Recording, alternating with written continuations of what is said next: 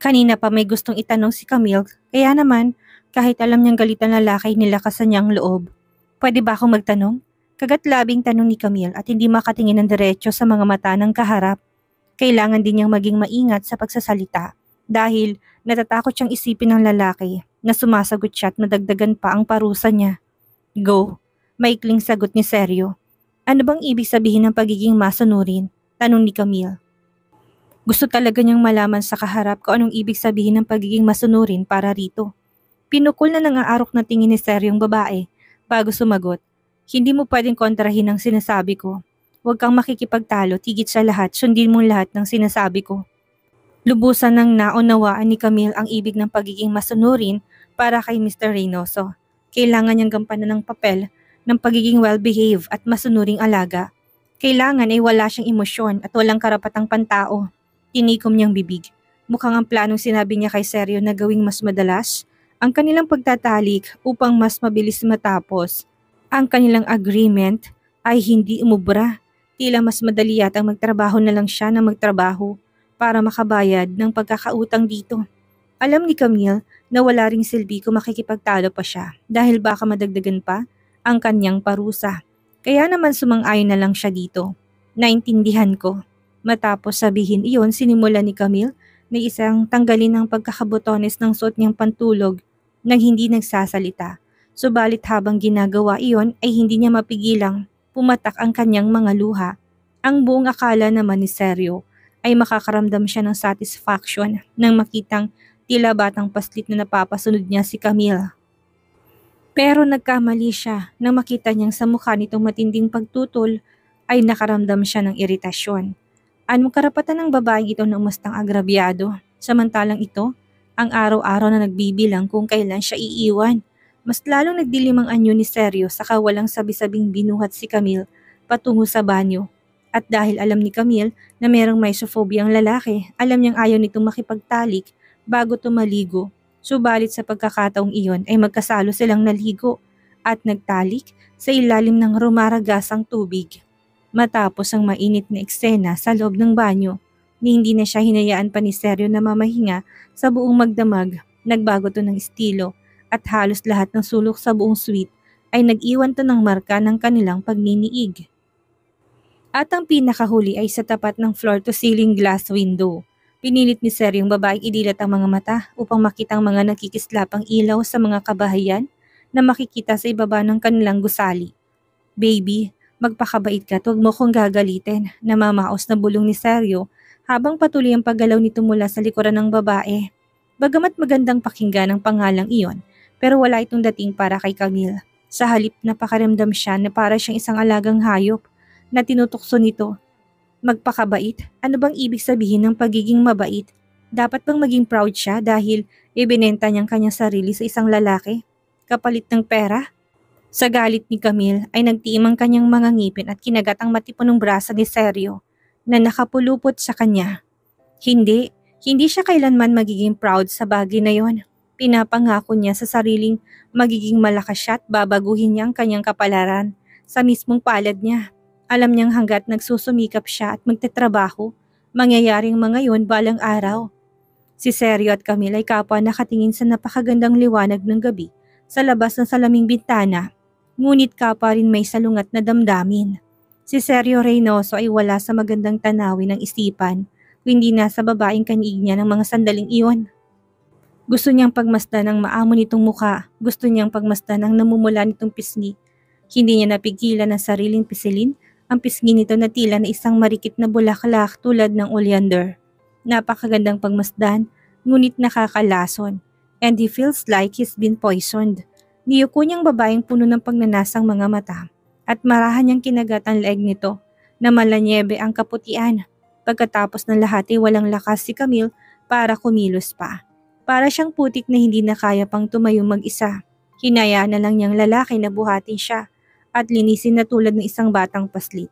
Nang matapos siyang linisin at alisin ni Seryo sa bathtub ay bumigat ang talukap ng kanyang mga mata at kaagad siyang nahulog ng mahimbing na pagkakatulog. Hindi namang mapigilan mapangisi ni Seryo habang nakatingin sa mamula-mulang pisngi ng babae. Kahit kailan talaga ay para tong batang pagkatapos ng mahabang paglalaro ay basta na lang nahihimbing sa kung saan. Nang kapwa sila tapos nang maglinis ng kanilang mga katawan, marahan niyang kinarga si Camille at inihiga sa kama upang i-check ang namamaga nitong mga paa. In fact, habang nasa kalagitnaan sila ng pagtatalik, at ikinalma na niya ang kanyang sarili sa binagala ng kanyang kilos pero nasaktan pa rin ang babae sa kanyang kilos. Baka siyang kalmot at pasya sa buong katawan nito dahil sa mapasok niyang pagkilos. Kunot noong tinungo ni Sir yung medicine cabinet para kunin ang ointment na nireseta noon ng doktor at dahan-dahang pinahira ng mga kalmot at pasa sa katawan ni Camille. Matapos obserbahan kung gaano siya nasaktan ng babae sa kanilang pagminiig, hindi siya natulog sa silid ni Camille, sa halip ay bumalik siya sa master's bedroom at nagpalipas ng gabi doon. Kinabukasan, maagang nagising si Camille. Nasorpresa pa siya nang maramdamang wala siyang maramdamang sakit sa kanyang paa, bagamat namamaga pa rin. Kaagad siyang nagpunta ng banyo at sandaling naligo. Pagkalipas ng halos 20 minutos ay lumabas siya ng banyo na nakabihis na at nakahanda na para sa pagpasok. Nang lumabas si Camille sa kanyang kwarto, naabutan niya si Seryong nakaupo sa dining table at nakabihis na rin ng business suit at nagkakape. Mukhang tulad niya ipapasok na rin ito ng trabaho. Hindi naglakas loob si Camille na kausapin ang lalaki. Natatakot siyang baka magkamali na naman siya nang sasabihin at maparusahan siya nito. Sinukbit ni Camille ang strap ng kanyang bag sa balikat, niyuko ang kanyang ulo at basta na lang nilampasan ang lalaki, subalit bago tuluyang makalabas sa pinto ay tinawagan siya ng lalaki na nakapagpahinto sa kanya't nilingon ito. "Saan ka pupunta?" tanong nito sa baritonong tinig. "Papasok sa trabaho," tugon ni Camille sa kinakabahang tinig. Mahinang kinatok ni Seryong dining table. "Come and join me. Kailangan mo kumain ng breakfast." Anyaya niya sa babae. Dahil ramdam ni Camille ang pagod ng kanyang katawan, dahil sa marahas na paraan ng pakikipagtalik ni Seryo sa kanya ay kumalam ang kanyang sikmura. Kaya naman hindi na siya nagpatumpik-tumpik pat mabilis na tumulog sa dining table at binusog ang sarili. Nang matapos siyang kumain ay muling nagtanong si Seryo kay Camille, "Papasok ka pa rin ba ng trabaho?" Ang tanong na yun mula sa taong may kagagawan kung bakit siya pagod na pagod at namamagang pa ay nakapagdulot ng pagkailang kay Camille. "Oo," ani Camille, saka tumayo na't bahagyang yumuko. "Mauna na ako, Mr. Reynoso." Nang matapos sabihin iyon, ay tumalikod na si Camille at kahindi na muling lumingon pa sa lalaki. Naiwan naman si Seryo sa kinaupang natitigilan. Magalang ang tono ni Camille na sinabi niya yon, magalang ngunit may isang pahiwatig sa tinig na natatakot siya sa lalaking nasa harapan niya. Matapos magtabi sa kama at magtalik ng buong magdamag ay parang ibang tao na ang mga ito pagkatapos. Sa isang iglap, ang gwapong mukha ni Seryo naging sinlamig ng yelo. Nakakuyom ang mga kamao timbagang na habang ang paningin ay napako sa nakasarang pinto. Nang makabalik mula sa ilang araw na sick leave, sakalang nalaman ni Camille na wala na si Seryo sa Debonair at pinamamahala ng kumpanya sa bagong CEO. Nagbalik na ito sa Reynoso Group of Companies para pag-aralan ang pagpapatakbo ng mamanahing kumpanya. Nakahinga ng maluwag si Camille nang malamang wala na doon ang lalaki. Dati-rati kasi pakiramdam niya ay parang palaging merong nakamasid sa kanya mula sa malayo. Masiglat naging payapa ang kalooban ni Camille habang nagtatrabaho. Magaan ang kanyang kilos na parabang nawalang mabigat na bagay na nakadagan sa kanyang dibdib. Kinatanghalian, habang nasa cafeteria at kumakain ng tanghalian, ay tumawag sa kanya si Travis. At dahil kasama niya ang mga katrabaho at ang kanilang team leader na si Miss Patricia ay nagpaalam siya na lalabas sandali at sasagutin ang tawag. Mabilis na nagtungo si Camille sa emergency exit at doon sinagot ang tawag ni Travis. "Hello Travis, napatawag ka?" bungad ni Camille sa lalaking nasa kabilang linya. "Hello Camille, naistorbo ba kita?" Tanong nito mula sa kabilang linya. "Naku, hindi naman. Bakit, may kailangan ka ba? Interested kang mag-aral sa Northville International University?" Tanong ni Travis na ikinukunt noon ni Camille. "Sa tingin ko kasi qualified ka. After graduation, pwede kang mag-aral abroad ng 1 taon at gastos lahat ng university. Alam mo naman hindi ba na every year nagpapadala ang St. Clair ng students para mag-aral abroad. Bihira lang ang opportunity na ito, Camille. Kaya kung ako sa'yo, samantalahin mo na habang may slot pa." Alam ni Camille ang programang iyon ng St. Clair University na kung saan taon-taon ay namimili sila ng scholar na ipapadala sa abroad para makapag-aral. Walang gagastusin ng mag-aaral na ipapadala doon dahil sagot ng university ang lahat ng expenses. Pagkatapos naman ng isang taong pag-aaral, siguradong may naghihintay na magandang kumpanya sa mag-aaral na yon. Ang pag-aaral abroad ay nagsisilbing stepping stone ng mga mag-aral dahil tiyak na ang pagkakaroon ng magandang kumpanyang mapapasukan. Walang estudyanteng hindi papangarapin na mapabilang sa oportunidad na iyon. Sa katunayan, yan ang naging motivation ni Camille para magsumikap sa pag-aaral. Pero ngayon nasa harapan na niya ang oportunidad, ay nag-alinlangan siya. Paano na lang ang kanyang kapatid? Sino mag-aalaga at titingin dito habang wala siya? Thank you, Travis. Pag-iisipan ko, sagot ni Camille sa kausap. Hindi naman inaasahan ni Travis na yun ang isasagot ni Camille. Sandali siyang natigilan bago nagsalita. Okay, hindi pa naman nagsisimula ang selection. Sasabihan na lang kita kung kailan. Pag-isipan mo, Camille. Minsan lang ang opportunity na ito. Sayang naman kung palalampasin mo. Nang matapos ang tawag ay nakaramdam ng pamimigat ng dibdib si Camille. Gusto niyang tanggapin ang offer na yon. Sino ba naman ang aayaw sa ganong opportunity? Ngunit kung aalis siya, paanong kanyang kapatid?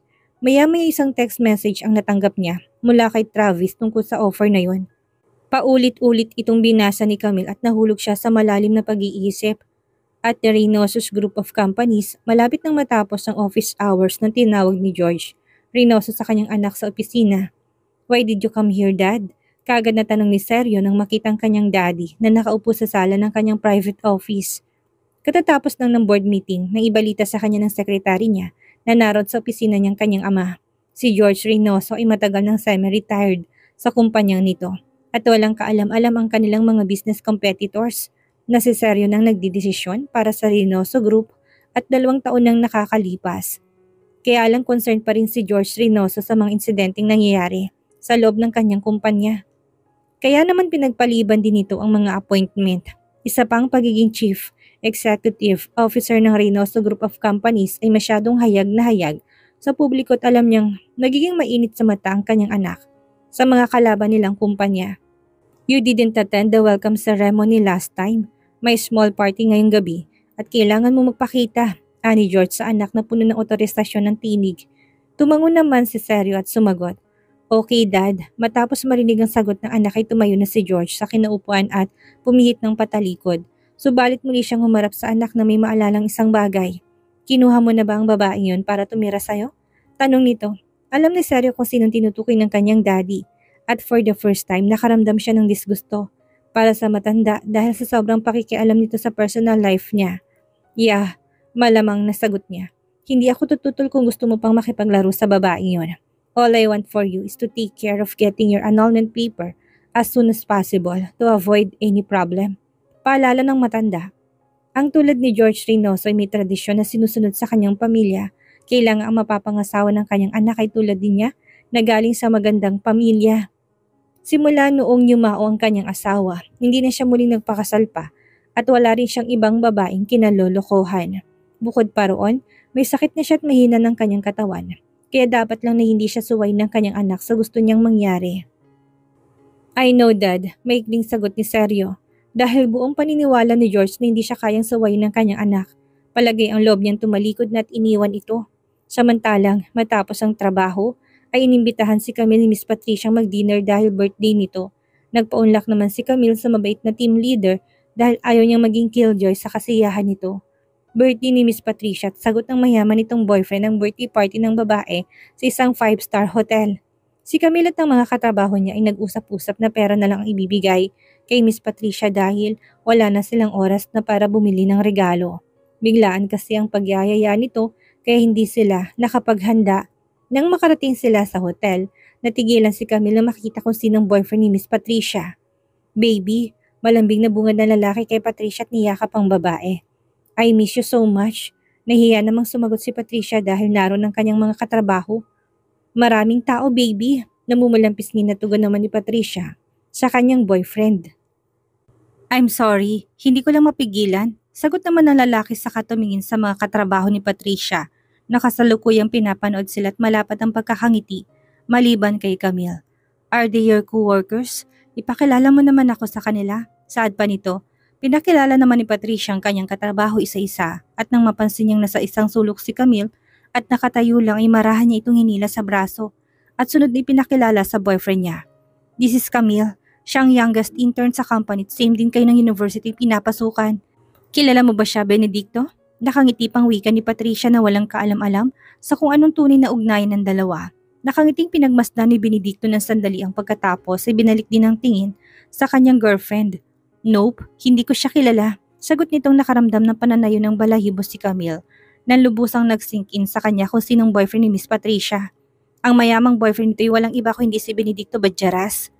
Everyone, please sit down. Maya-may wika ni Benedicto. I just want to take this opportunity to greet my beloved girlfriend on her special day. Nagsiupuan naman ang mga tao doon. Maliban kay Camille na hindi alam kung mananatili o aalis sa lugar na yon. Ngunit wala siyang nagawa nang hilahin siya sa kamay ni Cynthia upang maupo. Matapos ang sweet message ni Benedicto kay Patricia ay nagpalakpakan ng mga naroon. Samantalang si Camille naman ay hindi may tagong disgusto para sa lalaki. Nag-aalala rin siya para kay Miss Patricia dahil kilalang kilala niya kung anong klaseng lalaki si Benedicto. Baby, why don't you open my presents for you? Sabi pa ni Benedicto sabay turo sa mga paper bags at malalaking kahong mga kakapatong. Sa gitna ng hiyawan ng kanyang mga kasamahan ay nahihiyang tumayo si Patricia sa kinaupuan at nilapitan ng mga regalong tinutukoy ni Benedicto. Isa-isa niya itong binuksan at bawat pagbukas niya ay nanghihiyawan ng kanyang mga katrabaho. Lahat ng regalo ni Benedicto para kay Patricia ay pawang luxury items, bags, shoes na sadyang napakahalaga. Masayang-masayang niyakap ni Patricia ang kanyang boyfriend at ginawa na ng halik sa labi sa harapan ng mga naruroon. Inalalayan naman ni Benedicto ang ulo ng girlfriend at tinalikan ito ng buong damdamin. Lahat ay napahugot ng buntong hininga dahil sa inggit kay Miss Patricia. Iniisip ng mga itong napakaswerte ng babae dahil nagkaroon ito ng ganong kayaman at kasweet na nobyo. Maliban kay Camille na nakaramdam ng takot ng mga sandaling iyon dahil habang hinalikan ni Benedicto, si Miss Patricia ay nakatingin ito sa kanya. Hindi masyadong nakakain si Camille ng dina ng gabing iyon. Hindi rin niya alam kung paano sasabihin kay Miss Patricia na magkakilala sila ng boyfriend nito o mas tama bang wag na lang.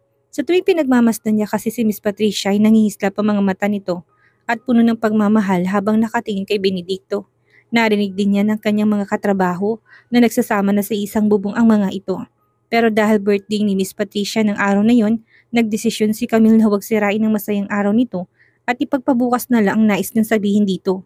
Sa kalagitnaan ng kasiyahan ay nagdesisyon na si Camille na magpaalam na uwi kay Miss Patricia at sa mga kasamahan. Nagdahilan na lang siya na hindi magandang kanyang pakiramdam at kailangan niyang magpahinga ng maaga. Nang marating ni Camille ng hagdan pababa sa lobby ng naturang hotel, isang pamilyar na figurang nabistahan niya mula sa malayo. Ang lalaki nakasuot ng itim na long sleeve shirt. Magandang tinig na, kapansin-pansin kahit na malayot ka sa walang bihis pero puno pa rin ng karisma. Nakatayo ito sa balcony na may hawak na sigarilyo. Hindi inaasahan ni Camille na makikita niya si Sergio sa lugar na yon, kaya ang unang pumasok sa isip ni Camille ay tumakas. Sa mga oras na yon, ang isang babae naglakad palapit sa kalalaki at walang kaabog-abog na yumakap kay Sergio mula sa likuran nito. Hindi maintindihan ni Camille kung bakit tila may humigang sa kanyang ulo nang makita yon. Sa pagkakataong iyon ay hinarap ni Sergio ang babaeng yumakap sa kanya at hindi sinasadyang dumakong tingin nito sa direksyon ni Camille. Na magtamang kanilang mga mata, isang blankong tingin ang pinukul sa kanya ni Sergio. Umaarko rin ang mga kilay nito na para bang hindi natutuwa na makitang naroon siya. Nataranta naman si Camille kaya naman nagmandali siyang bumaba sa hagdan. Sa kasamaang palad sa kabilang panig ng hagdan, ipababa naman si Benedicto at alam niyang sa kanya ito papunta ng mga oras na yon. Ramdam ni Camille ang pananayo ng kanyang balahibo sa batok habang nakatingin sa papalapit na lalaki. Nang ilang hakbang pang layo ni Benedicto kay Camille ay huminto na ito at nakangising nagsalita. Ang babaeng kasama ni Sergio Reynoso ngayon ay ang blind date niya, na anak ng isang congressman. Ang kanyang daddy mismo nagpakilala sa dalawa at mukhang satisfied naman siya sa kanyang future daughter-in-law. Kunot noong naikuyom naman ni Camille ang kanyang kamao. Anong ibig mo sabihin? Tanong niya. Sinabi sa akin ni Sergio Reynoso na pagmamay-ari ka niya. Sabi Benedicto na nakangisi. So I'll just wait until he gets fed up with you and throws you away like a trash. Nasisiraan ka na ba? Galit namang tanong ni Camille sa kaharap. Hindi niya maintindihan kung bakit hindi pa rin siya tinitigilan ni Benedicto. Pagkatapos ng lahat, you know what? Nung una gusto lang kita talagang paglaruan. Pero ngayon nagbago ng isip ko. Ani Benedicto sa kapinukot si Camille matalim ng tingin. I want to take revenge on you. So I'll wait when Sergio Reynoso doesn't need you anymore. Pagkatapos makancel ang engagement niya kay Fedra Reynoso, Binugbog siya ng kanyang daddy hanggang sa halos maparalyzed na siya. Sa tindi ng pinsalang tinamo niya, kinailangan pa niya magpagaling ng halos kalahating buwan para muling makalabas. Kaya simula noon ipinangako niya sa kanyang sarili na gagantihan niya si Camille. At dahil nga hindi niya kayang galawin si Sergio Reynoso, kaya ang babaeng kinalolokohan na lang nitong paghihigantihan niya. Pinukol ni Camille na masamang tingin si Benedicto dahil alam niyang tamang kanyang hinala na may masama itong plano. Bakit mo nilapitan si Miss Patricia? Anong balak mo? Sa halip ay tanong ni Camille sa lalaki. Anong bakit? Nakangising balik tanong ni Benedicto. Of course, because I love her. Anang lalaking kunwari ay sincere. Parang magkakasakit si Camille sa habang ng pinagmamasdan ng lalaki. Hindi niya maatim na tingnan ito, lalo pat naalala niyang mga kahayupan nito noon sa kanya. Magsasalita na sana si Camille nang biglang sumulpot si Miss Patricia mula sa kung saan sabay kapit sa braso ni Benedicto na baka sorpresa sa mukha na makita silang dalawa. Anong pinag-uusapan niyo? Clueless na tanong ni Patricia. Habang nakangiti, nothing baby, she just asking why I dated you. Pagsisinungaling ni Benedicto sa nobya.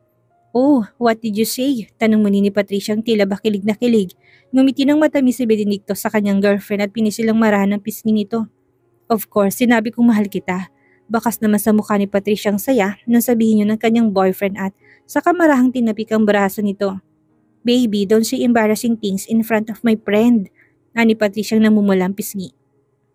Matapos noon ay nagyakapan pang dalawa sa harapan ni Camille at nagpaalam na rin na babalik na sa kanilang table. Si Camille naman ay dumiretso na ng paglabas sa hotel at kaagad na sumakay ng taxi pa uwi. Habang lula ng sasakyan, mistulang lutang si Camille ng mga sandaling iyon. Masyado siyang maraming natuklasan ng gabing iyon at nahihirapan siyang lunukin isa-isa. Nang maisip ng ilang ulit na meron nangyari sa kanila ni Sergio kagabi at ngayon ay may iba itong kayakap na babae, nakaramdam siya ng kung ano sa kanyang dibdib. Subalit dahil ayon kay Benedicto ay ang daddy mismo ni Sergio may pakana nito, ibig sabihin ay may magandang mangyayari. Kung nagpaplano ng lalaki na magpakasal, ayaw niyang siyang maging third party sisira sa plano ng mga to. Nang makarating sa Reynoso's residence, kaagad nang naligo si Camille at tumiga na ng kama. Pagkatapos, nung nasa kalagitnaan na siya ng pagtulog, naramdaman niyang may mabigat na bagay na nakadagan sa kanyang ibabaw at tinahalikan siya sa labi. Ang pamilyar na amoy ng lalaki na kapag pagising sa natutulog na diwa ni Camille. Alam niyang si Sergio yon kahit na nakapatay ang ilaw sa kanyang kwarto. Ayaw ko, kaagad na pagtanggi ni Camille, sabay tulak sa lalaki. Hindi naman nagpatinag si Sergio at kaagad na nahawakan ng pulsuhan ni Camille upang hindi ito makapumiglas. How dare you to talk back? Hindi lang naglakas loob si Camille na sumagot kay Camille sa lalaki kundi determinado rin siyang huwag magpagalaw rito ng mga sandaling yon. Hindi ko gagawin, matapang na saad ni Camille bagamat nahihirapan. Paano kung gusto ko? Tanong ni Sergio na naniningkit ang mga mata at mas lalong idiniin ng babae sa malambot na kama upang hindi ito makakilos. Nakagat ni Camille ang pang-ibabang labi. Hindi ba't nagkasundo tayo na kapag nagkaroon ka ng ibang babae, tatapusin na natin to? So anong dahilan ba kung bakit tumakbo ka noong nakita mo ako ay dahil sa babaeng kasama ko o dahil sa nagsiselos ka? Tanong ni Sergio na nakaangat ng gilid ng labit nag-aarok ang tingin. Natigilan naman si Camille. At hindi makaapuhap ng sasabihin. Oo nga't nakaramdam siya ng kakaiba sa kanyang dibdib na makita itong may kasamang ibang babae. Pero alam niyang hindi selos ang tawag doon. Bakit naman siya magsiselos? Bukod sa pagiging laruan ni Sergio ay wala naman siyang ibang papel sa buhay nito. Kung hindi po na ng kapritsyo nito pagdating sa kama. Kaya hindi siya nagsiselos. Hindi yun mangyayari. Ano nga kayang kakaibang naramdaman ni Camille na makitang may ibang kasamang babae si Sergio? Umiibig na kaya siya kay Sergio? Handa namang pakawala ni Sergio si Camille? Yan ang ating aalamin sa susunod nating kabanata.